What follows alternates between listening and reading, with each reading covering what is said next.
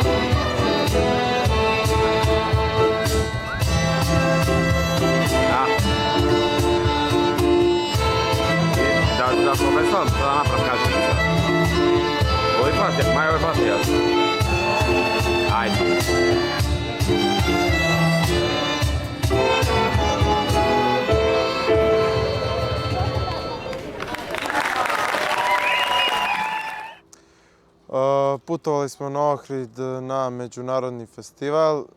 Išli smo kao Ansambl Libertino i bilo nas je 13 svirača. Bilo je 16 učesnika, većina su bili Hrvati. Bio je jedan ansambl iz Crne Gore, Herceg Novog. Bio je ansambl iz Italije, dva ansambla iz Italije, bio je ansambl iz Rumunije. Izvodili smo numere Bela Ćao, Đurđev dan, Nestanica i Čukaričko kola. Pred izlazak na binu ja lično se nisam plašio, da kažem, nisam imao neki strah da ću da pogrešim, zato što sam bio siguran, jel tako? Ali ni ostali mi nisu izgledali uplašeno. Neki su bili, mlađi članovi su bili malo uplašeni, ali većina starih je bilo smireno, da kažem.